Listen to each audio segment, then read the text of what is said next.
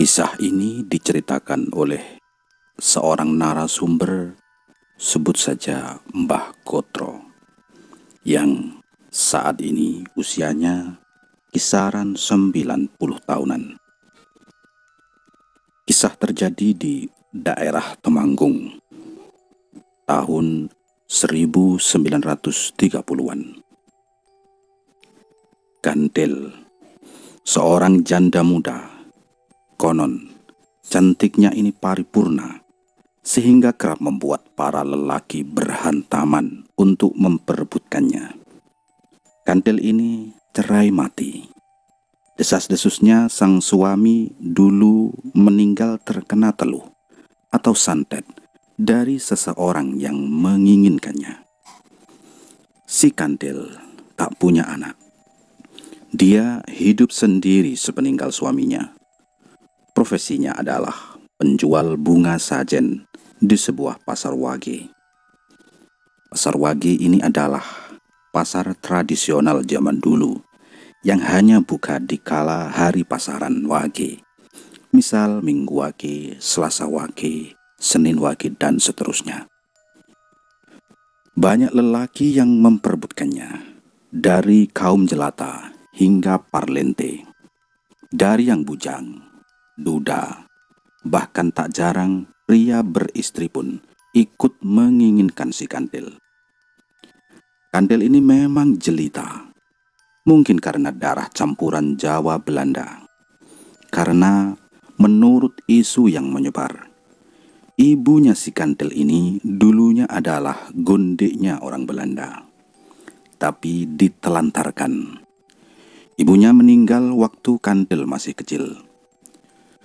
Kantil pun diasuh oleh seorang Demang, hingga akhirnya dia pun diusir sekira umur belasan tahun. Ya, karena kecemburuan anak-anak Demang tersebut. Untungnya, sebelum Demang itu meninggal, Kantil diwarisi rumah sepetak. Disinilah Kantil akhirnya bertemu pujaan hatinya dan menikah.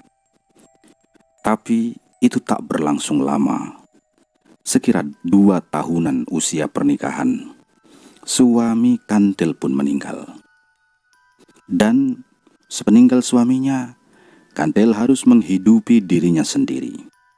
Dia menyambung hidupnya dengan berjualan bunga sesajen. Ya, sejenis bunga-bunga mawar, melati, bunga kantil, bunga pandan, kenongo, dan lain-lain. Nama Kantil ini sebenarnya bukan nama aslinya. Itu cuma julukan saja. Diambil dari salah satu bunga yang dijualnya, yaitu bunga kantil. Saat menjanda, banyak lelaki yang mau meminangnya. Dari lelaki biasa hingga yang sudah mapan kaya raya. Tapi itu tidak mudah mendapatkan hati Kantil. Memang, ya, dia ini bertahun-tahun sudah menjanda. Sampai akhirnya di tahun 1935-an ada satu pria yang berhasil mendapatkan hati si Kantil ini. Para lelaki yang memujanya tentulah kecewa. Tapi yang lebih mengecewakan lagi adalah lelaki yang berhasil mendapatkan hati Kantil adalah pria yang sudah beristri. Sebut saja Sasongko, pria paruh baya. Dia itu adalah lurah bentukan dari Belanda. Tergolong orang yang punya pengaruh di daerah itu. Tentu tak ada laki-laki yang berani beradu dengan Sasongko. Kantil seperti diberdaya dengan hartanya. Hanya dikasih janji akan menikahinya setelah dia menceraikan istrinya. Tapi si Kantil ini ya seperti mau-mau saja. Alhasil, kurang lebih 2-3 tahun, Kantil ini cuma menjadi gundiknya Sasongko. Kurun waktu selama jadi gundiknya, Kantil tidak boleh lagi berjualan bunga. Semua kebutuhannya tercukupi. Dibuatkan rumah, perhiasan-perhiasan yang katanya lebih mewah dari istri sahnya Sasongko. Ya, Kantil tinggal di rumah joglo jati yang cukup megah kala itu. Mungkin seminggu 1 atau 2 kali Sasongko menengoknya. Tapi Kantil yang biasa mandiri tidak betah kalau harus di rumah terus. Kantil pun berjualan bunga lagi setelah 2 atau 3 tahun mandek atau vakum. Tapi kini Kantil tidak berjualan di lapak-lapak. Dia sedikit lebih naik derajatnya. Dia pun menjadi tengkulak. Ya, seperti grosir seperti itulah. Yang mana semua pedagang bunga di Pasar Wage menjualkan bunga milik si Kantil. Kerjaannya pun cuma keliling-keliling dengan andong atau delman lengkap dengan kusirnya. Meski janji dari Sasongko belum juga terwujud, sepertinya Kantil tidak begitu memikirkannya. Dia fokus ke usahanya. Hingga setidaknya kini, Kantil menjadi orang sukses kala itu. Perlahan, Kantil menjadi kaum borjuis, meski masih saja sebagai gundik. Tapi di tahun itu, sekira tahun 1940-an, seiring dengan melejitnya karir Kantil, maka saat itu sedang gempar-gemparnya kecu. Kecu ini adalah rampok atau begal yang biasanya menyasar pejabat-pejabat atau orang-orang penting bentukan Belanda. Dan di suatu sore sepulang dia berkeliling, di perjalanan, Kantil dengan menaiki delmannya. Si Kantil ini dirampok. Entah kenapa, Kantil ini menjadi sasaran si kecu atau begal. Yang jelas, perampokan itu terjadi. Karena biasanya kecu menyasar rumah-rumah, bukan memberhentikan korban di jalan. Suatu pagi, ditemukanlah Kantil dan kusirnya tertelungkup di parit pinggir jalan berbatu. Mereka sudah tidak bernyawa. Dan ngerinya lagi, kedua matanya, baik Kantil maupun kusirnya itu hilang, seperti dicongkel. Sedang barang berharga yang diambil pun tidak semuanya. Terlihat suweng atau giwangnya itu masih menempel di telinganya. Tapi gelang-gelang yang berjajar di tangannya itu pun hilang. Delmannya juga masih ada. Cuma kudanya mati ditebas lehernya. Perampokan ini tak biasa. Yang menjadi tanda tanya, mengapa perampok itu harus mencongkel matanya? Desas-desusnya kala itu adalah dia itu kecu anyaran atau rampok yang baru. Jadi konon untuk masuk ke dalam geng kecu, itu syaratnya adalah harus mencongkel mata korbannya untuk dilihatkan kepada bosnya. Kemudian sahlah dia menjadi kecu sejati. Ya, seperti itu kira-kira. Tapi ini cuma desas-desus saja. Gegerlah satu wilayah itu. Kantil sang gundik jelita meninggal dengan tragis. Menyedihkannya lagi adalah Sasongko seperti lepas tangan. Perlahan dia mulai menampik isu kalau Kantil ini adalah gundiknya. Padahal waktu itu sudah menjadi rahasia umum kalau Kantil adalah gundiknya Pak Lurah Sasongko. Tapi kebanyakan orang memang tak begitu berani menentangnya. Bahkan dalam setiap pidato-pidatonya, Sasongko selalu mengklarifikasi perihal skandal ini. Ya, orang-orang sih tak percaya omongan Sasongko ini. Lawang sudah menjadi rahasia umum. Cuma memang Sasongko ini tidak tersentuh. Tak ada yang berani melawannya. Seiring waktu berlalu, hantu Kantil ini mulai meneror. Menjadi momok yang menghantui wilayah itu. Selama 40 hari, katanya setiap hari pasaran Wage, hantu Kantil ini berkeliling di wilayah yang dulu biasa dilewatinya. Antara Pasar Wage dan sekitarnya. Berkeliling dengan delmannya bersama kusirnya yang juga tercongkel matanya. Konon, kemunculannya akan ditandai dulu dengan wangi bunga kandil yang sangat menyengat. Kemudian, lewatlah sang kandil dan kusirnya dengan delmannya itu, dan akan berhenti bila ada yang melihatnya, menoleh dengan mata tercongkel dan darah yang keluar dari lubang mata itu. Mbah Kotro yang menjadi narasumber ini menceritakan sejarah hantu kandil ini, yang mana itu adalah cerita turun-temurun dari bapaknya. Namun kali ini Mbah Kotro bercerita melihat hantu kandil dengan mata kepalanya sendiri. Saat itu, pasca kemerdekaan, di antara kurun waktu 1950 hingga 1965, wilayah Pasar Wage yang mana dahulu menjadi tempat si kandil berjualan bunga sudah dipugar dan dipindahkan ke tempat yang tak begitu jauh dari situ. Tujuannya ya agar lebih strategis. Namun, kepindahan itu justru menjadikan lokasi Pasar Wage ini lebih dekat, bahkan sangat dekat dengan TKP di mana tragedi perampokan itu dulu terjadi. Temanggung, waktu itu tahun 1965. Sekira sudah 25 tahun berlalu, terhitung dari tragedi kandil itu terjadi. Namun, cerita hantu kandil ini terus berkembang menjadi urban legend yang cukup terkenal di wilayah tersebut. Sebagian orang menyebut dengan setan dokar atau setan delman. Mungkin karena setiap kemunculannya selalu dengan dokar atau delmannya. Entah kenapa, setelah Pasar Wage dipindahkan, urban legend kandil ini yang tadinya biasa saja menjadi seperti hidup lagi dengan gangguan-gangguan yang lebih sering. Musim tembakau tahun 65. Mbah Kotro kala itu masih remaja. Usianya sekitar 25-an tahun. Malam itu menjadi malam yang tidak biasa. Pasalnya, Jumat Wage yang lalu, ada warga yang bersumpah telah melihat setan dokar.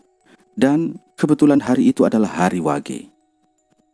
Gotro yang biasanya ngeracang tembakau hingga menjelang pagi, tapi malam itu Gotro memutuskan untuk berhenti di sekitaran jam 11 malam. Suasana desa lumayan mencekam setelah kesaksian ini. Pasalnya, desa tempat si Gotro tinggal adalah desa yang paling dekat dengan Pasar Wage. Sebenarnya, Gotro ini kurang yakin dengan isu setan dokar itu. Tapi, ya tetap saja dia merasa takut. Warga pun yang rata-rata petani tembakau, terlihat semuanya menghentikan aktivitasnya sebelum tengah malam. Tapi, Gotro tidak bisa tidur malam itu. Sekira pukul 12 malam, dia pun memutuskan untuk melanjutkan aktivitasnya. Tapi, dia lakukan di dalam rumah. Sambil ngopi dan menghisap rokok, Gotro memilah-milah daun tembakau, menatanya untuk kemudian dirajang. Tak terasa sudah hampir jam 2 pagi, Gotro menghentikan aktivitasnya. Tapi Gotro tetap saja belum merasa ngantuk. Dibuatlah kopi 1 gelas lagi. Dan seperti biasa, sambil menghisap rokok, Gotro duduk di kursi ruang tamunya. Gotro pun terlamun dan teringat, wah, iki dino Wage yo. Ini hari Wage. Dia pun mencoba menghampiri kamar ayah dan ibunya, berharap mereka belum tidur. Tapi setelah dilihat, sepertinya mereka sudah tertidur pulas. Si Gotro ini tak tega kalau harus membangunkannya. Apalagi kalau hanya untuk menemani Gotro ngopi. Gotro pun kembali duduk di ruang tamunya. Sekira pukul 2:30 pagi, tiba-tiba tercium bau wangi bunga kandil. Bulu kuduknya langsung berdiri, tapi bau itu langsung hilang begitu saja. Ah, mungkin hanya perasaanku saja, batin Gotro. Tapi beberapa saat kemudian bau itu muncul lagi. Sontak, Gotro langsung buru-buru masuk ke kamarnya. Tapi bau itu seperti mengikutinya. Tapi ya hilang lagi. Dan di kejauhan terdengar lirih suara delman yang khas dengan kudanya. Keteplak, keteplak, keteplak, keteplak. Ting, ting, ting, ting. Gotro kurang yakin dan berharap hanya salah dengar. Setelah dia dengarkan dengan seksama, benar saja, ini adalah suara delman. Suara itu sepertinya semakin mendekat, semakin mendekat, semakin mendekat. Rasa takut dan penasaran berbaur menjadi satu kala itu. Suara semakin jelas, jelas sekali. Tapi menurut pendengaran Gotro, itu belum begitu dekat. Tapi, ya, rasa penasarannya mengalahkan rasa takutnya. Dengan sedikit was-was, dia menunggu suara itu sampai benar-benar dekat. Apa ya benar ini hantu delman? Batin Gotro. Gotro menunggu di balik jendela kamarnya, yang saat itu kebetulan menghadap jalan utama depan rumahnya. Dia pun mengintip di lubangan rumah papan di bawah jendela kamarnya. Lubangnya ini kecil, hanya seukuran satu mata. Gotro benar-benar menepis rasa takutnya. Dengan hati was-was, Gotro terus mengintip.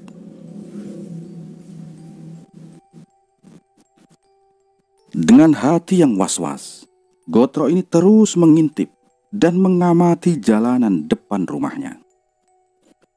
Suara delman itu semakin dekat, dan lewat lubang itu Gotro mengintip dan melihat di jarak 15-an meter. Benar, di situ ada delman. Berkali-kali dia mengusap matanya. Tapi memang benar itu adalah delman. Yang delman itu berjalan pelan-pelan menuju arah yang akan melewati rumah Gotro. Saat delman itu semakin dekat, rasa takut Gotro benar-benar muncul. Sontak, dengan cepat Gotro pun memalingkan wajahnya. Tapi suara itu semakin jelas saja. Dan saat suara delman itu benar-benar dekat, tiba-tiba saja suara itu menghilang. Suasana menjadi sepi. Tapi Gotro yang kehabisan nyali tetap enggan kembali mengintip lewat lubang itu. Perasaannya campur aduk. Dia bersimpuh di lantai sembari menenangkan diri. Suara delman itu sudah hilang sedari tadi. Gotro yang mulai tenang, hatinya seperti terdorong untuk melihat lewat lubang itu lagi. Dan ternyata delman itu berhenti di depan rumah Gotro. Dan ngerinya lagi, sosok yang berada di delman itu semua. Dan ngerinya lagi, sosok yang berada di delman itu semuanya menoleh ke arah Gotro. Seakan tahu kalau mereka sedang diintip dari lubang itu. Gotro pun terperanjat dari posisinya dan akhirnya dia tak sadarkan diri. Kemudian, cerita kali ini bersumber dari seseorang yang bernama Mas Bustomi. Jadi, sebenarnya cerita dari Mas Bustomi ini kalau terus dirunut, ketemulah dengan cerita-cerita Mbah Gotro itu. Karena Mbah Gotro tahu sejarahnya. Saat itu, wilayah Temanggung tahun 1999 sampai tahun 2000. Bustomi yang umurnya 27 tahun kala itu, bisa dibilang tahun itu cukup pahit untuk Bustomi. Dia adalah pengantin baru yang istrinya tengah hamil muda ini harus merelakan pekerjaannya.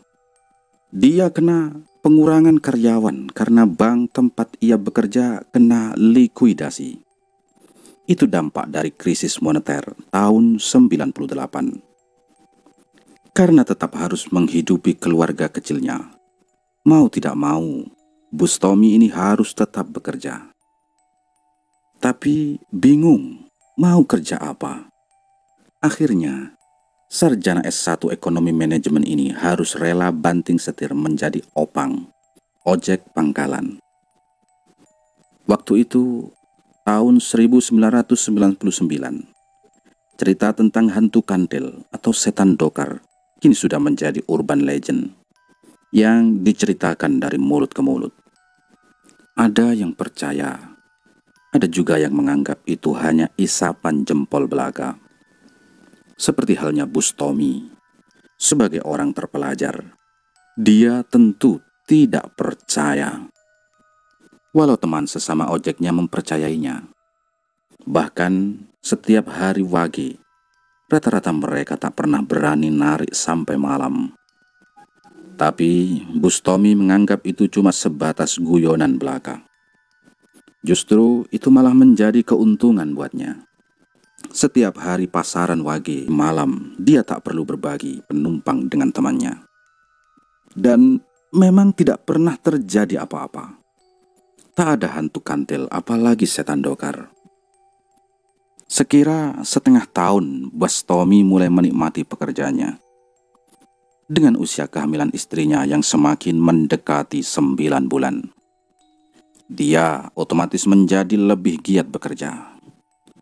Bahkan seringkali Bustomi ini menitipkan istrinya ke rumah orang tuanya, agar dia bisa pulang lebih larut malam untuk mendapatkan hasil yang lebih baik tentunya.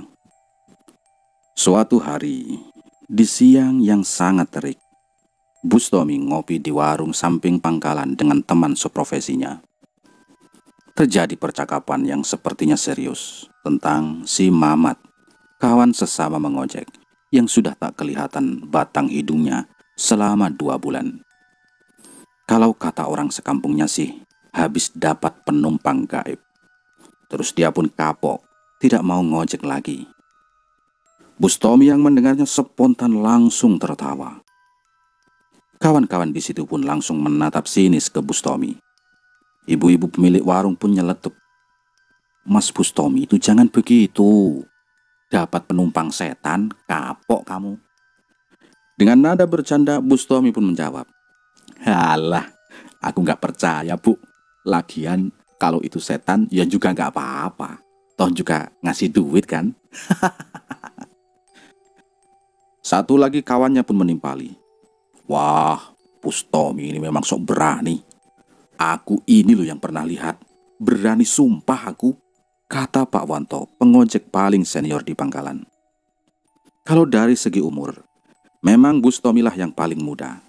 Selisihnya mungkin 10-20 tahun dari teman-teman seprofesinya. Jadi, memang Bustomi tidak bisa terlalu dekat. Karena mungkin memang obrolannya sering tidak satu frekuensi. Tadinya ada sih satu orang yang seumuran dengan Bustomi. Namanya si Mamat, yang memang kabarnya berhenti ngojek gara-gara dapat penumpang gaib. Mamat juga dulu itu kadang sering sama Bustomi narik sampai malam, walau di hari wage. Bustomi ini tidak religius, jadi cuma seperti orang berpikiran maju saja. Tidak ada pondasi untuk melegitimasi keberaniannya. Cuma sebatas berani atau nekat saja. Modalnya cuman tidak percaya dengan hal-hal seperti itu. Singkat cerita, beberapa hari setelah obrolan di warung itu, siang hari, Bustomi tampak semangat ketika melihat kalender. Wah, hari wage nih. Pasti kawan-kawan pada pulang awal. Aku bisa dapat penumpang lebih nih, batinnya Bustomi. Benar saja, kawan-kawannya cuma ngojek sampai jam 3-an sore. Tapi entah kenapa hari itu sepi sekali. Tak ada satupun penumpang yang ia dapatkan. Hingga sore hari, Bustomi pulang untuk mandi, dan dia pun berangkat lagi untuk jam malam. Lama sekali ia menunggu penumpang, sampai sekira jam 7 lewat. Ada penumpang satu, dia adalah Mbak Ngatemi. Memang beliau ini langganannya Bustomi. Mbak Ngatemi ini penjual tahu di Pasar Rejo Amertani, Temanggung. Biasa memang dia suka pulang ke sorean. Kebetulan dia satu desa dengan Bustomi. Diantarkanlah beliau, dan di perjalanan terjadi percakapan kecil antara mereka. "Wah, kamu rajin sekali nyari duit ya, Bos," kata Mbak Ngatemi. "Iya, Mbak, istriku mau lahiran soalnya." "Oh iya, rajin ya rajin. Tapi kata orang tua, kalau istri hamil besar, kamu jangan sering keluar malam, Bos. Diikuti demit loh," kata Mbak Ngatemi. "Halah, kalau setannya ngasih duit ya nggak apa-apa toh." Mereka pun tertawa-tawa. Setelah sampai tujuan, Bustomi pun balik ke pangkalan lagi. Sampai di pangkalan, entah kenapa pangkalan waktu itu tampak sepi sekali. Dinyalakanlah sebatang rokok untuk melawan angin dingin yang sedikit kencang berhembus. Bustomi celingak-celinguk. Sebenarnya dalam hatinya ada rasa takut tentang isu hantu kandil itu. Tapi Bustomi selalu tidak memperlihatkannya, menepisnya dengan logika-logika. 1 jam berlalu, tak ada satupun penumpang. Dan lewatlah satu penjual nasi goreng yang seperti tergesa-gesa. Bustomi sempat ingin memesannya, tapi alasannya habis katanya. Dengan nada aneh, justru penjual nasi goreng itu menyuruh Bustomi untuk pulang. "Jam segini kok masih ngojek aja, Mas? Pulang saja," sambil mendorong gerobaknya keluar ke jalan raya. Sekira jam 9 malam, suasana menjadi semakin sepi. Bustomi berpikir, nunggu sampai jam 10. Kalau nggak ada penumpang, baru dia mau pulang. Dia pun sambil tiduran di gardu pangkalan. Dia tetap menunggu penumpang. Bustomi pun ketiduran. Dalam tidurnya, dia bermimpi bertemu kakek-kakek. Settingnya pun sama persis seperti saat itu. Seolah kakek itu menghampirinya, membangunkan tidurnya. Tapi sosok itu bukan mau ngojek, tapi berkata, "Nak, sudah kamu pulang saja." Bustomi yang bangun bingung sekali. "Oh, ternyata ini cuma mimpi. Tapi kok seperti nyata ya?" pikir Bustomi. Bustomi agak merinding dan sempat ingin pulang. Dilihat jam sudah menunjukkan pukul 11 malam. Saat Bustomi bersiap pulang, tiba-tiba di ujung jalan terlihat ada wanita yang memanggilnya. "Mas, ojek Mas." Wanita itu sambil berjalan menghampiri. Dengan mata sayup, Bustomi pun menjawab, "Oh, nggih Pak, moga-moga." Tercium bau bunga yang sangat wangi. Tapi bau itu hilang ketika wanita itu sampai di depan Bustomi. Wanita itu mengulangi perkataannya. "Omprengan ya Mas?" "Oh, nggih Mbak. Mbaknya ini mau kemana?" kata Bustomi. "Pak Lurah Darjo Mas." "Pak Lurah sinten?" "Pak Lurah Darjo itu desa sebelah." "Oh, Pak Lurah itu. Ya, siap Mbak." Karena Pak Lurah Darjo di situ cuma ada satu, tanpa basa-basi, diantarkanlah wanita itu ke tempat tujuan. Di perjalanan terasa aneh sebenarnya, seperti membawa beban yang berat. Motor Bustomi seperti terseok-seok, karena perjalanan lumayan jauh, melewati 2-3 desa. Bustomi mencoba berbasa-basi. Orang mana sih Mbak, kok malam-malam begini mau ke sana?"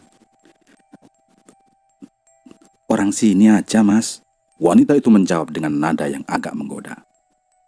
Suasana mulai cair. Ngobrollah panjang lebar.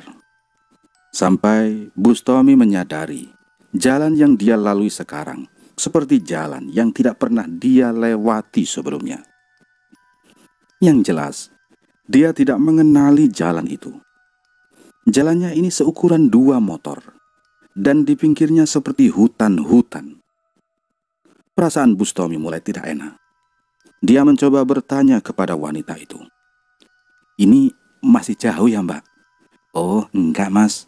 Itu berhenti di depan." Terlihat di depan itu memang seperti ada cahaya keramaian.